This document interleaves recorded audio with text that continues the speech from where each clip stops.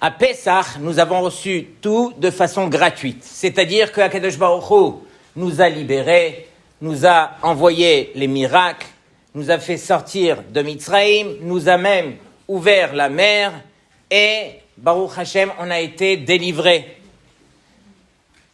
À l'image, quelque part, de ce bébé qui est dans le ventre de sa maman, la Gemara nous dit « Ner dalouk al rosho » il y a une lumière qui est sur lui et il a même un malach qui lui enseigne toute la Torah Kula.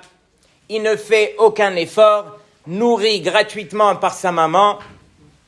Et là, il va sortir du ventre de sa maman et la première chose qu'on lui demande de faire, c'est de fournir un effort.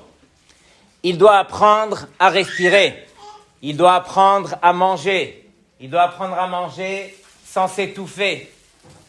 Et la Gemara le considère Nefel. Nefel, il est safek s'il va tenir en vie et il a 30 jours pour prouver qu'il veut rester en vie au travers des efforts qu'il devra fournir. De même, nous aussi, pendant cette période, entre Pessah et Shavuot, une fois que Akadosh Baruch Hu nous a accordé tout de façon gratuite à Pessah, alors là, il nous demande de faire comme ce bébé, de sortir et de fournir les efforts. De quels efforts est-ce qu'il s'agit? Comme on a dit, c'est apprendre à se tourner vers son prochain. Sachez que déjà, il faut réaliser qu'il y a un prochain. Ensuite, apprendre à se tourner vers lui.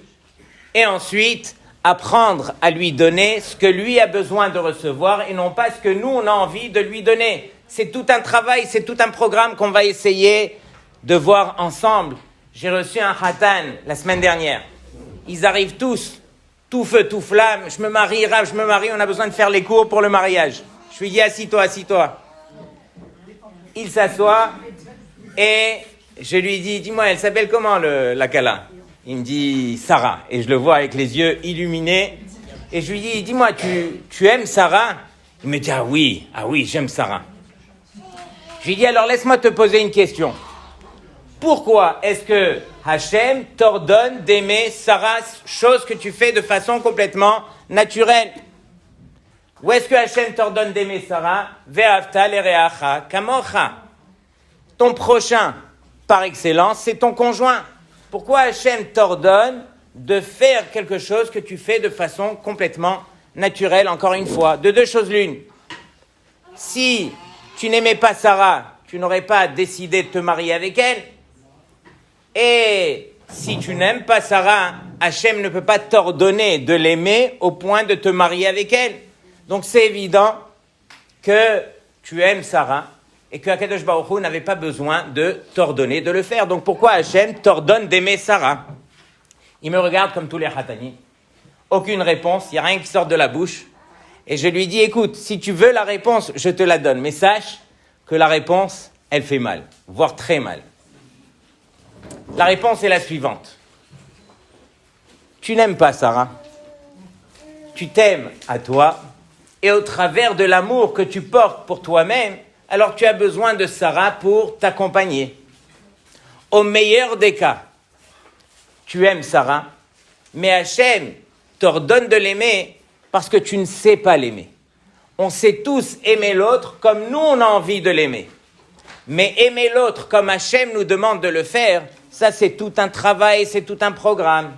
Donc on se doit de réaliser encore une fois où est la place de ce Ve'ahavta l'ereacha kamocha. Rappelez-moi à la fin, je vous raconterai encore une autre histoire concernant les khatanim, c'est toujours hyper intéressant. Mais aujourd'hui, on va essayer d'abord de se concentrer sur les choses qui nous concernent. Donc, on va essayer de voir deux Gemarot. La première Gemara, celle dans Yevamot, avec la mort des Talmidim de Rabbi Akiva. On va essayer de la redécouvrir au travers de plusieurs questions différentes. La Gemara nous dit comme ça. Amrou, Shenem Asar Elef Zugim Talmidim Hayulo le Rabbi Akiva. Rabbi Akiva avait 12 000 paires d'élèves dans tout Eretz Israël. 24 000 Talmidim, mais la Gemara ne dit pas 24 000. Elle parle plutôt de 12 000 paires d'élèves. Chose qu'on demande, pourquoi 12 000 paires? On continue.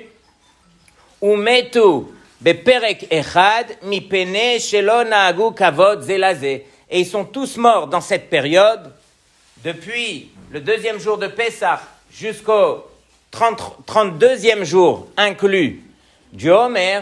C'est là que sont niftarim, les 24 000 talmidim de Rabbi Akiva, et la Gemara nous donne la raison. Chose qui est rare, la Gemara nous dit « Mipene shelo naagu kavod zelaze » car ils n'avaient pas assez de kavod l'un envers l'autre. Encore une fois, qui on est nous pour parler sur des Tanaïm Kedoshim? On est là uniquement pour apprendre la leçon. Bien sûr qu'ils ont été jugés par rapport à leur niveau, mais à nous, à notre petit niveau, d'en tirer la leçon. Dans tous les cas, la Gemara nous dit qu'ils sont tous morts donc dans cette période, et voici que leur maître, Rabbi Akiva, ne se décourage pas, il descend Etzel Rabotenu Sheba Darom, vers les Chachamim qui se trouvent dans le sud, et là, il va réenseigner toute la Torah à 5 Talmidim qui, eux, vont nous transmettre toute la Torah que nous avons aujourd'hui, qui sont Rabbi Meir Baal Hanes, Rabbi Yehuda, Rabbi Yosef, Rabbi Shimon Bar Yochai, Rabbi Elazar ben Shamua. Vehem hem hemidu Torah otasha. Et ce sont ces 5 Talmidim qui ont transmis toute la Torah qu'on a jusqu'à aujourd'hui.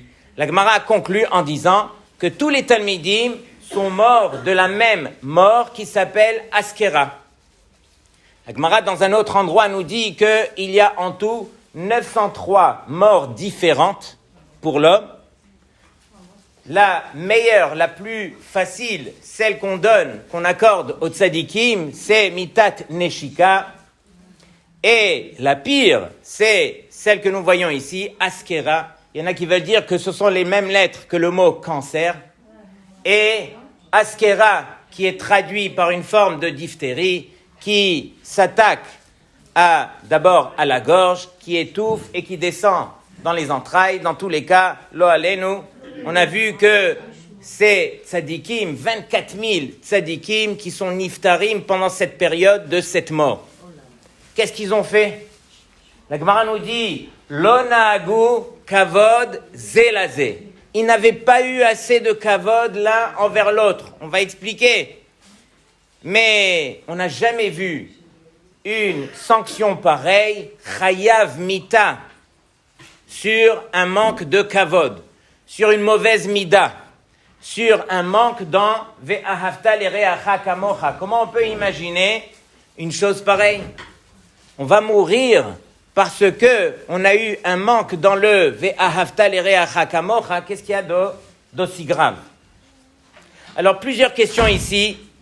La première, si je vous pose la question, qui est le plus grand perdant dans cette histoire? Qui est le plus grand perdant dans cette histoire? Hachem, la Torah, Talmidim, Rabbi Akiva. Rabbi Akiva, il a perdu 24 000. Talmidim, imaginez le maître qui lui enseigne des années, qui forme 24 000 Talmidim au niveau de ces Tanaïm, et qui les voit tous mourir. Il y avait environ 800 lévayot par jour pendant 33 jours. Qu'est-ce qu'il fait Rabbi Akiva? Il se dit, je ferme le Beth Midrash. Ma Torah, quelque part, ne vaut rien. La preuve en est, tous les Talmidim ont disparu. C'est quoi cette Torah que j'ai enseignée? Plus fort que cela. Rabbi Akiva, c'est le maître qui nous a enseigné Klal Gadol Batorah, Ve'ahavta l'ereacha kamocha. Donc Rabbi Akiva, il arrive tous les jours au Beth Midrash avec ce drapeau, Ve'ahavta l'ereacha kamocha, c'est ça, Klal Gadol Batorah. Et il voit les Talmidim mourir, et Rabbi Akiva, lui, n'a pas pris le temps de leur transmettre ce flambeau. Qu'est-ce qui s'est passé? Les Talmidim n'ont pas reçu, n'ont pas compris, n'ont pas entendu. Qu'est-ce qui s'est passé entre les enseignements du maître et les élèves? Plus que cela,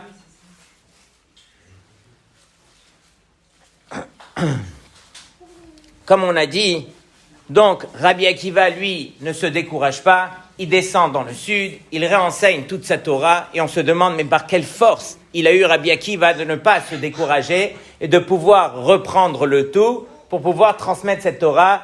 Et, entre parenthèses, c'est cette Torah que nous avons jusqu'à aujourd'hui. Une Torah qui a permis à un homme de ne pas se décourager et de continuer, bien qu'il a vu devant lui tout s'effondrer.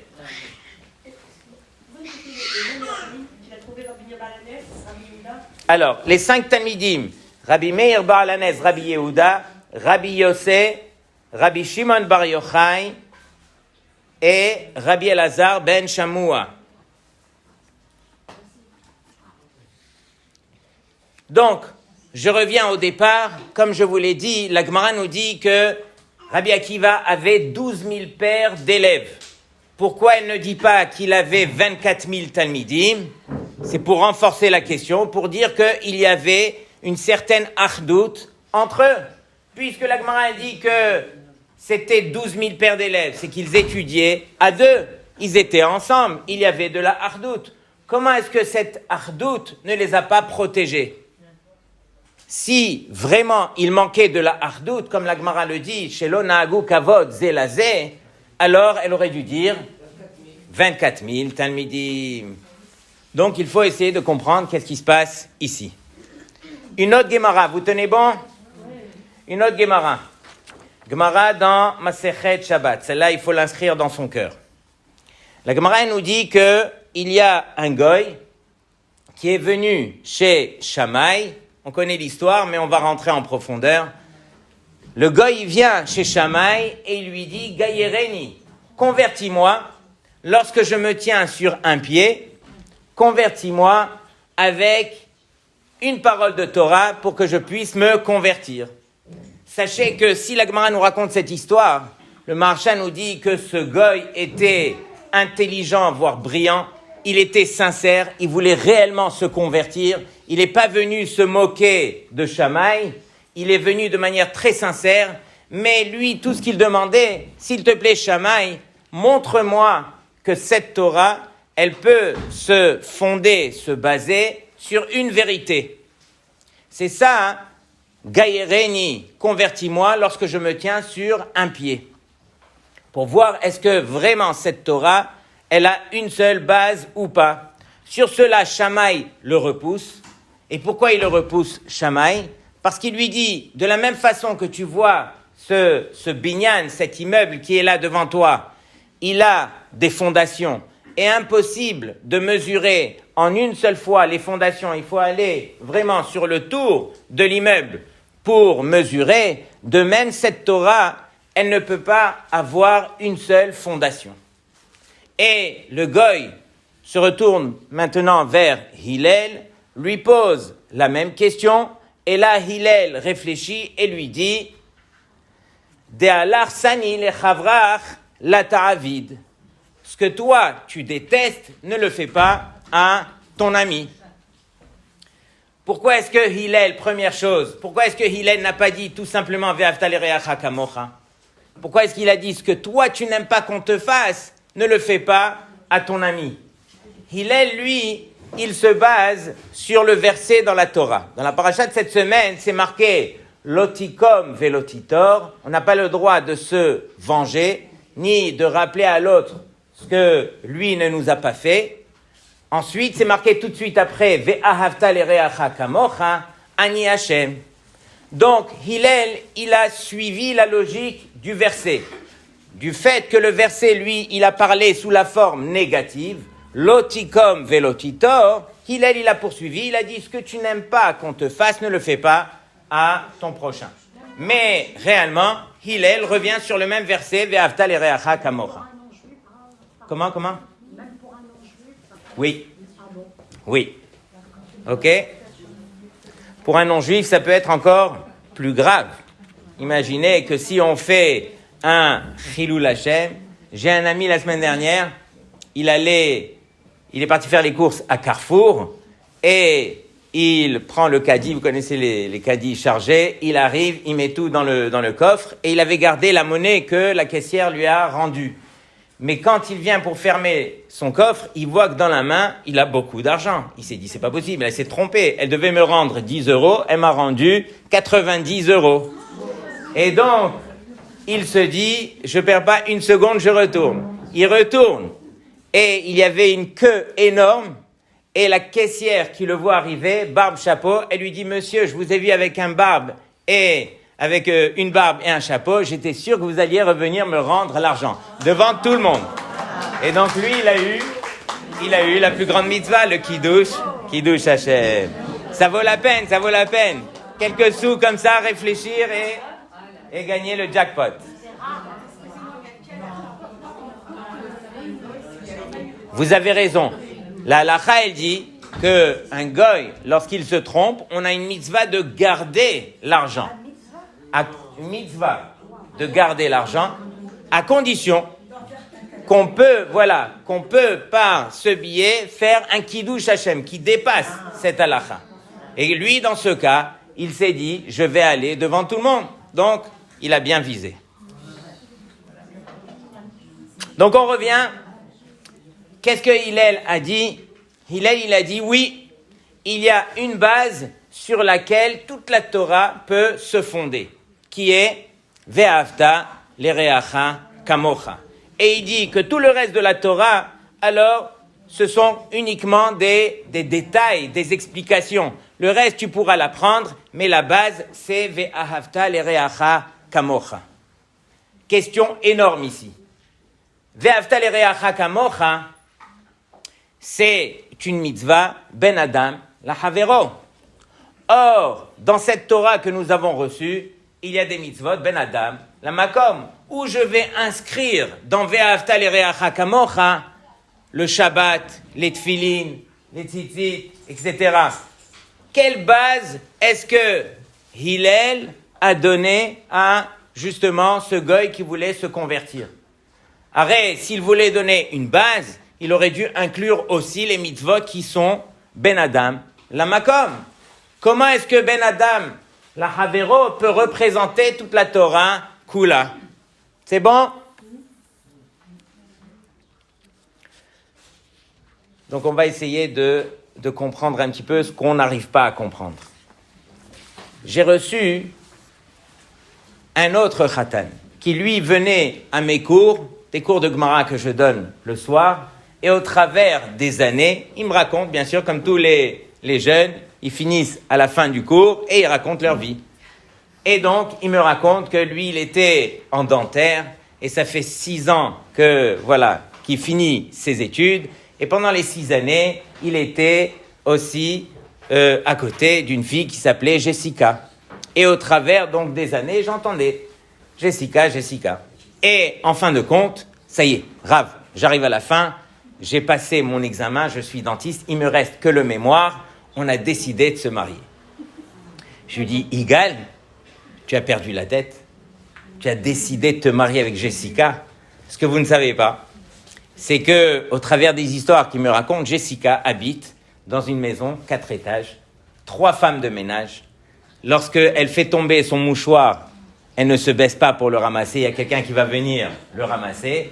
Et il me raconte tellement d'histoires pareilles que je lui dis, impossible d'envisager un mariage pareil.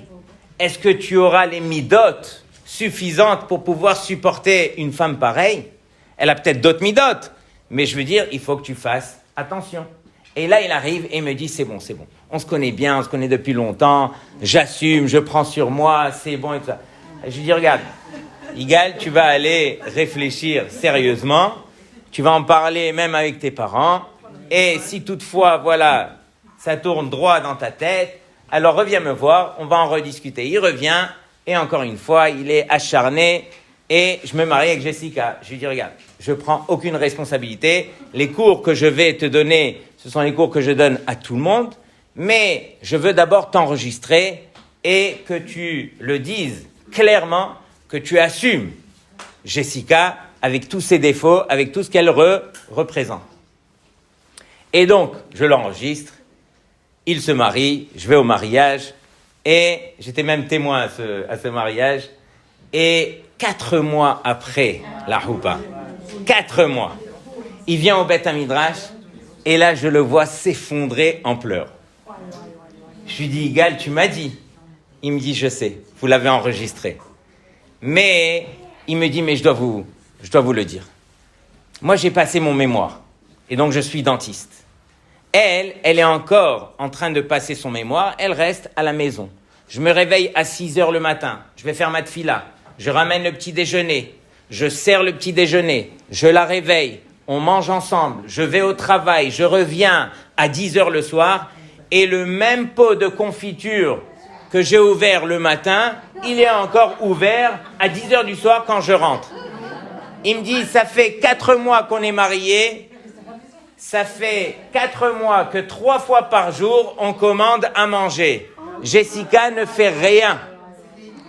On fait quoi? Je lui ai dit, Igal, divorce. Je lui ai dit, Igal, divorce. Il y en a qui ne sont pas d'accord? J'ai pas fini l'histoire.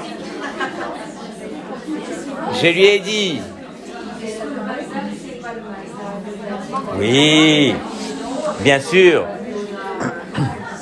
à condition qu'on accepte son mazal comme il se doit, avec ses qualités, avec ses défauts. Alors je lui ai dit, Igal divorce, et il était encore en pleurs, et il m'a dit, vous n'avez pas un conseil? Alors je lui ai dit, regarde, j'ai un conseil, mais pas 2. Si tu veux me suivre, ça sera dur, tu devras retrousser les manches, ça va te demander des efforts, mais sache que mon conseil, c'est sûr qu'il marche. Parce que ce n'est pas mon conseil, c'est le conseil de la Torah. On regarde la Torah et on comprend c'est quoi la vérité. Je lui ai dit, écoute Igal, ta femme, elle n'est pas stupide, il lui manque pas un grain. Elle a fait ses années de dentaire avec toi, elle les a passées. Donc il lui manque pas quelque chose dans la tête. Si, lorsque tu rentres le soir et que tu vois le pot de confiture et que ta femme est intelligente et qu'elle ne le ferme pas et qu'elle ne le remet pas dans le frigidaire, c'est qu'elle ne sait pas le faire. C'est pas qu'elle n'a pas compris, elle ne sait pas le faire. Je vais te demander à partir de là de ne plus rien lui reprocher. Tu rentres à la maison, pendant que tu lui racontes ta journée, pendant qu'elle te raconte sa journée, alors toi, tu vas, sans lui dire quoi que ce soit, tu vas fermer le pot de confiture, tu vas le ranger, tu vas nettoyer, tu vas arranger. Elle va te voir un soir, 2 soirs, 1 semaine, 1 mois. Aujourd'hui, ils ont 4 enfants. Jessica fait tout. Elle fait son Shabbat de A à Z. Il m'a dit, même les salades du Shabbat, je ne les achète pas. Tout ça pour dire que... Comment?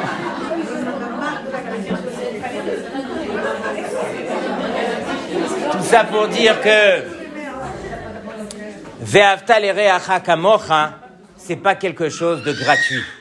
C'est quelque chose qu'on arrive à accomplir uniquement si on réalise c'est quoi Ve'avta l'ereacha kamocha. C'est pas aimer l'autre comme nous, on a envie de l'aimer.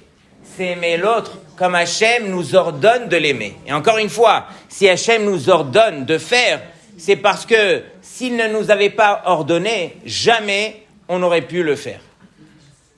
Donc on est obligé de réaliser que ce n'est pas une notion qui est gratuite, c'est une notion qui demande des efforts. Ce n'est pas possible que dans le Klal Israël, il y ait autant de fléaux autour du Ben Adam Lahavero et qu'on n'arrive pas à une conclusion pareille de se dire que c'est un réel travail que d'apprendre à aimer son prochain. Ce n'est pas quelque chose de gratuit, de facile. Ah oui, j'aime tout le monde. Ça n'a rien à voir. C'est vraiment accepter l'autre comme il est. Et comme il est veut dire avec ses qualités et encore plus avec ses défauts. Et apprendre à ne pas le juger, apprendre à se réjouir de sa simcha. Il y a une discussion entre les Rishonim, entre le Ramban et le Ibn Ezra, à savoir, quelle est la définition de Ve'avta l'ereacha kamocha. Nous, on traduit « tu aimeras ton prochain comme toi-même » qui ne veut rien dire. Le Ramban, lui, nous dit « impossible d'aimer son prochain comme soi-même ». La preuve en est c'est que depuis qu'on est né, on ne voit que son intérêt. On ne fait que prendre, on ne fait que nous donner, on ne fait que construire autour de son nombril. Impossible du jour au lendemain de se tourner vers l'autre et de se dire « Ok, je n'existe plus et je permets à l'autre d'exister ». C'est presque mission impossible. Et donc, le Ramban nous dit, que veut dire « Ve'avta l'ereacha kamocha » C'est pas que tu vas aimer ton prochain comme toi-même, parce que le verset ne dit pas « Ve'avta reacha kamocha ». Il dit « l'ereacha » pour ton prochain. C'est-à-dire que lorsque ton prochain, il a une simcha, tu dois apprendre à te réjouir par sa simcha. Lorsqu'il a une épreuve, alors tu dois apprendre à prier justement pour qu'il arrive à s'en sortir. C'est ça, aimer son prochain comme soi-même. L'aimer comme nous, on est, c'est pratiquement impossible selon le Ramban. Le Ibn Ezra, lui, il nous dit que oui, c'est possible. C'est possible d'aimer son prochain comme soi-même. Le Ibn Ezra, il dit, d'où je sais, parce que le verset ne s'arrête pas à Ve'avta l'ereacha kamocha. Le verset continue et nous dit Ani Hashem. Je suis Hashem. Que veut dire je suis Hashem? Je vous lis les paroles. Ki Ani Hashem echad barati etren. Car moi Hashem, je suis unique et je vous ai créé. Je vous ai créé qui? Toi et ton prochain. Et donc du fait que tu comprends que je suis unique, toi aussi tu es unique, et si tu veux te coller à moi, tu dois apprendre à te coller à ton prochain. C'est la première question que j'aimerais répondre. Comment se fait-il que Hillel, lui, il ait mis toute cette Torah sur Ve'avta l'ereacha kamocha, qui est une mitzvah ben Adam la Havero, pendant qu'il y a tant de mitzvot qui sont ben Adam la Makom? Sur cela, on répond, ce n'est pas moi, c'est Rashi. Rashi donne deux réponses. La première, il dit que dans cette Torah, le rov des mitzvot, la majorité des mitzvot, sont des mitzvot qui tournent autour du Ben Adam, la Havero. Et donc, pourquoi est-ce que Hillel a fondé toute la Torah sur Ve'avta l'ereacha kamocha? Parce qu'elle représente le rov des mitzvot de la Torah. Mais c'est le deuxième Tiroutz, la deuxième réponse qui nous intéresse. Regardez bien, Rashi nous ramène un verset qui est dans le livre de Mishlé, de Shlomo HaMelech. Ce verset nous dit comme ça. Reacha verea avicha al ta'azov. Qui veut dire que Reacha, ton ami, verea avicha, est l'ami de ton père, al ta'azov, n'abandonne pas. Et Rachid expliquait, c'est qui l'ami de ton père? Rachid nous dit, Zé Akadosh Baruch Hu, c'est Hachem lui-même. Sous-entendu que dans la définition de Ve'avta l'ereacha kamocha, Reacha, c'est le nom de Akadosh Baruch Hu lui-même. Hachem, il vient chez chacun d'entre nous et il nous dit, tu veux aimer ton prochain comme toi-même, alors sache que tu dois d'abord te retourner vers ton prochain. Tu dois apprendre à l'aimer et c'est uniquement de la sorte que tu apprendras à aimer Hachem. Quand je dis Ve'avta l'ereacha kamocha, Reacha a deux sens. C'est ton prochain, mais c'est Hachem avant tout. Tu veux te rapprocher de moi, Hachem, apprends à te rapprocher de ton prochain. C'est uniquement de la sorte que Akadosh Baruch Hu, il nous ordonne de faire les mitzvot. D'abord, on se retourne vers le Ben Adam la Havero, et ensuite, c'est le Ben Adam la Havero qui nous permettra de nous tourner vers Hachem. C'est tout ce que Hachem, il attend de nous. Donc, on n'a pas idée combien on se doit de fournir des efforts et de se remettre en question sur le Ben Adam la Havero. C'est uniquement cela qui nous permettra de nous coller à Hachem. On ne peut pas avoir une relation, nous, envers Hachem, si la relation envers les autres, alors il y a un problème. Et donc, on revient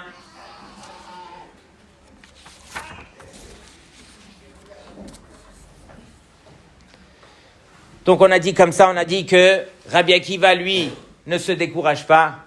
Il va dans le sud, il réenseigne toute sa Torah et à partir de là, il a une Torah qui est magnifique.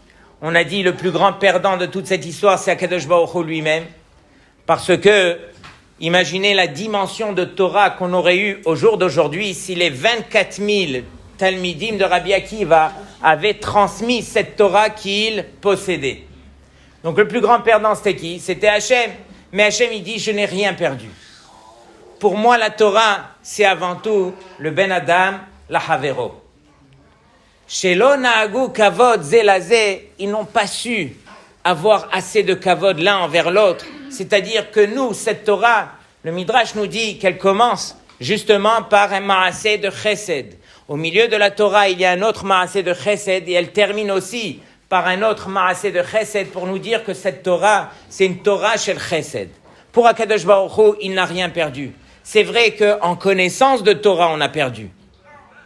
Mais la transmission qui devait être faite par les élèves de Rabbi Akiva, cette transmission, elle devait être faite de manière parfaite, de manière propre, de manière vraiment complète, bishlemut. Et donc Hachem, il dit, valait mieux enlever tous ces élèves, ne pas transmettre cette Torah, plutôt que cette Torah, alors il y ait un défaut quelque part. Cette Torah, elle doit être transmise, comme on l'a dit, de manière parfaite. Et donc, ces élèves de Rabbi Akiva, qui eux étaient vraiment le vecteur, celui qui devait transmettre cette Torah, alors quelque part, ils ont été éliminés. Encore une fois, c'est à leur niveau. Mais tout ça pour dire que ces élèves, Akadosh Baruch Hu, il a dit, ça y est, je ne peux pas transmettre cette Torah malheureusement par ces élèves. Et imaginez que le deuil que nous vivons jusqu'à aujourd'hui, on a des signes de deuil. On n'écoute pas la musique, on ne se marie pas, on ne se coupe pas les cheveux, on ne se rase pas. Comment est-ce que on doit respecter un deuil pendant que le deuil le plus chamour, le plus grave, celui qui perd ses parents, lo alenu, chas v'shalom, alors il ne respecte que 12 mois. Là, ça fait des milliers d'années qu'on respecte ce deuil. Qu'est-ce qui se passe? Tout ça pour dire que Akadosh Baruch Hu, il nous rappelle à l'ordre. On ne peut pas oublier cette histoire. Cette histoire, elle nous poursuit. Elle fait partie de l'histoire des Béné Israël. Les Béné Israël, eux, ils ont reçu une Torah, mais ils ont reçu une Torah chez le Chesed. Et cette Torah, ils l'ont reçue uniquement que par l'entremise des 5 autres Talmidim que Rabbi Akiva a formés et qui a pu transmettre ce flambeau qui s'appelle Torah Shel Chesed. Combien de commentateurs sont là à expliquer, à se disputer, à savoir qu'est-ce que ça veut dire Shelo naagu kavod zelazé. Qu'est-ce que ça veut dire que je n'ai pas assez de kavod l'un pour l'autre? Arrête, on comprend, nous, qu'on doit laisser la place l'un pour l'autre. Mais imaginez des élèves qui ont une dimension incroyable en Torah et qu'ils comprennent, eux, que finalement, moi, je n'ai pas besoin de kavod. Tout ce que je dois apprendre à faire dans la Torah, c'est justement le faire, les Shem Shamaim. Et donc, lorsque je vois mon ami, alors je me dis la même chose. De la même façon que moi, je ne le fais pas pour le kavod, lui aussi ne doit pas le faire pour le kavod, et ainsi de suite. Et finalement, il manque du kavod entre nous. Pendant que le kavod n'est accordé à l'autre que parce que c'est Akadosh Baruch Hu qui nous ordonne de le faire. Et donc, c'est ça ce que Hachem nous demande de faire. Le travail que nous, on a envie de faire envers nous-mêmes, tant mieux qu'on le garde. Mais le travail qu'on se doit de faire pour l'autre, alors c'est un travail, c'est une obligation. On est obligé d'accorder à l'autre ce que l'autre doit recevoir.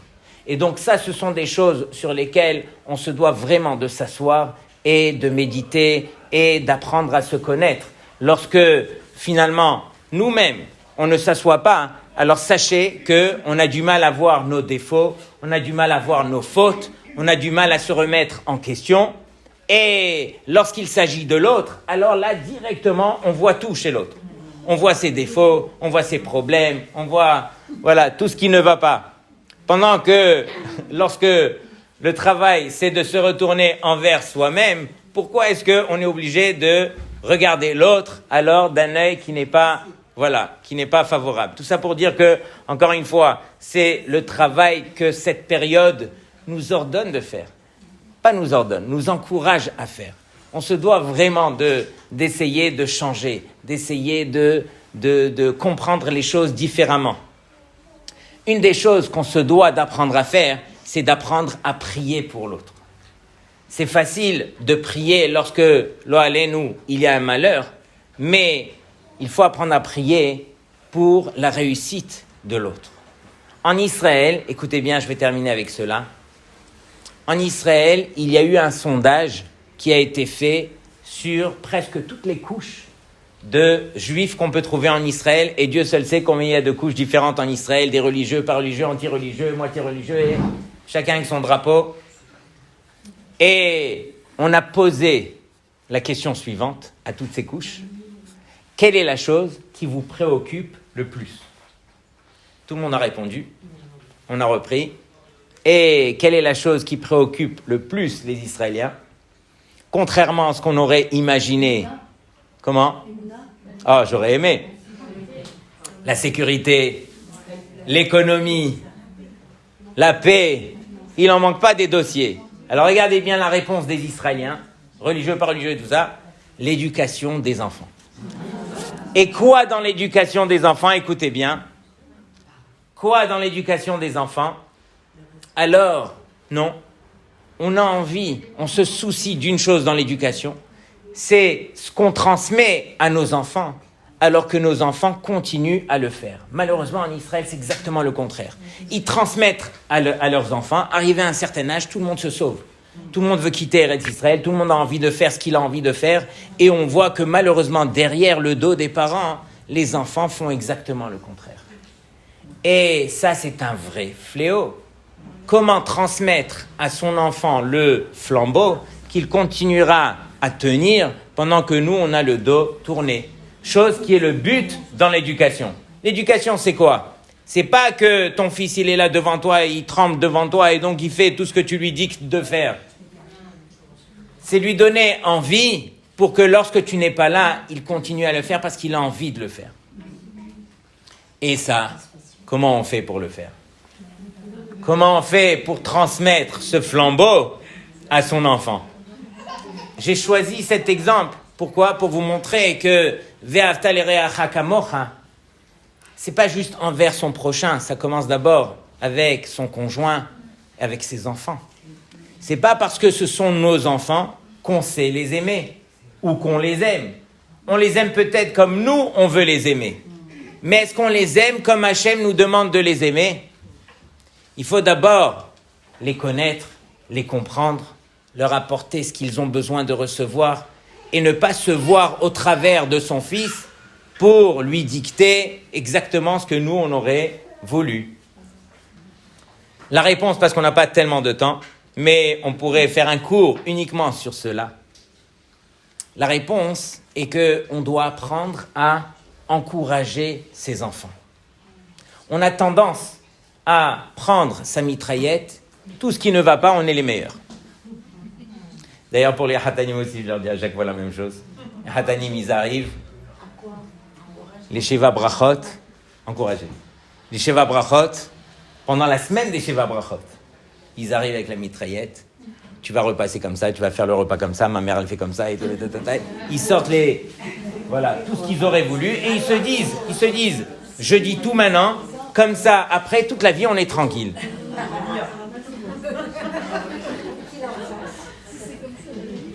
Regardez dans quelle génération on se trouve. Et donc, je les avertis que chas v'shalom pour vous d'ouvrir la bouche avant 10 ans de mariage. Ça sert à rien. Votre femme, c'est pas votre fille. Vous n'avez pas de mitzvah de l'éduquer. Elle est comme elle est et vous allez vous adapter à elle. Mais on est tous les mêmes. Nous, on veut les raccourcis. On veut trouver les solutions. Et donc, la réponse, c'est de prendre son enfant et de l'encourager. De l'encourager tellement qu'il va comprendre qu'il est capable. Et c'est vrai que combien et combien de fois il va peut-être échouer, mais il se dit, je vais réussir. Ne t'en fais pas. Papa, fais-moi confiance. J'y arriverai. Et le jour où il y arrivera non pas parce qu'on lui a dicté, mais parce qu'il l'a fait, parce qu'il voulait le faire, par ses propres moyens. Et donc, quelque part, c'est ça le message que Akadosh Baruch Hu, il nous encourage à prendre. Qu'on se doit de voir les choses de manière positive. On se doit de se prendre en main. On se doit de réaliser que son prochain, c'est pas soi-même. Son prochain a besoin d'autre chose. Et on doit apprendre doucement, doucement avec le temps de se séparer de soi-même pour permettre à l'autre d'exister. Voilà, c'était le message que je voulais partager avec vous.